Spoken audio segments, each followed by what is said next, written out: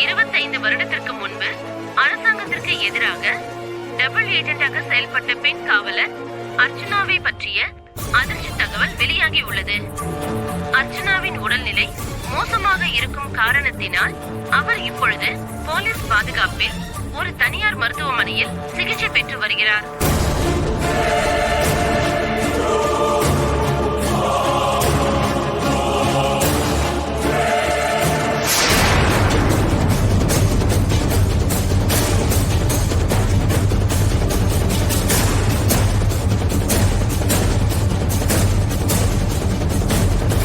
ரித்திகா,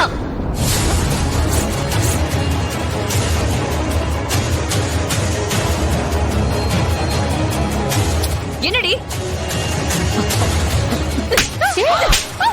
எதுக்கடி இப்படி செஞ்ச?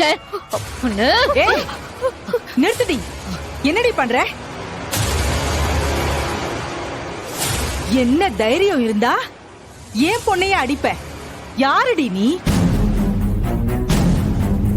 நீ பாட்டுக்கு வந்த, ஏன் பொண்ண அடிச்சிட்டு இருக்க? யார கேட்டு நீ இந்த வீட்டுக்குள்ள வந்த? நீங்களாம் மனுஷங்களா?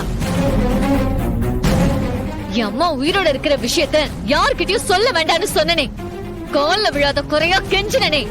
ஆனா நான் சொன்னதை கேட்காம இந்த ஊருக்கே என் அம்மா உயிரோட இருக்காங்கன்னு தெரிய வச்சுட்டாலே. இந்த விஷயம் வெளியே தெரிஞ்சா என் அம்மாவோட உயிருக்கு ஆபத்துன்னு தானே யார்கிட்டயும் சொல்ல வேண்டாம்னு சொன்னேன். தெரிஞ்சுமே இப்படி செஞ்சிருக்கானா? என்ன அர்த்தம்? அப்போ இவன் என் அம்மா சாகணும்னு நினைக்கிறாளா? அப்படி மட்டும் ஏதாவது ஆச்சு, உன்னை நான் சும்மாவே விட மாட்டேன் சொல்லிட்டேன். என்னடி செய்வ? இல்ல நீ என்ன செய்வன்னு கேக்குற? உன் அம்மா என்ன பெரிய தியாகியா? கொலகாரி தானே அவ. அவளால தானே இந்த குடும்பத்துக்கு தரித்திரம் வந்துச்சு. அத்தை, இன்னொரு வார்த்தை என் அம்மாவை பத்தி தப்பா பேசுனீங்க நல்லா இருக்காது சொல்லிட்டேன். அப்படிதான் சொல்லுவேன், அப்படிதான் பேசுவேன், அப்படிதான் சொல்லுவேன். அவ சுயநலத்துக்காக தான் என் புருஷனை கொண்டா. அவளால தானே நானும் என் பொண்ணும் அனாதையா இன்னைக்கு நிக்கிறோம். அப்படிப்பட்டவளுக்கு என்னடி மரியாதை வேண்டி கிடக்க? அவ உயிரோட இருந்தா என்ன, செத்தா எங்களுக்கு என்ன? செல்லம்மா, தேவையில்லாம பேசிட்டு இருக்காத. உன் புருஷனை அர்ச்சனா தான் கொன்னாங்கிறதுக்கு எந்த ஆதாரமும் கிடையாது.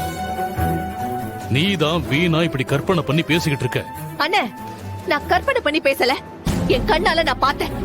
இவ அம்மா தான் என் புருஷனை கொன்னா. அத்தை, கண்டிப்பா என் அம்மா அப்படி எதுவும் செஞ்சிருக்க மாட்டாங்க. நடந்த உண்மை என்னன்னு தெரிஞ்சுக்கணும்னா அதுக்கு முதல்ல அம்மா குணமாகணும்.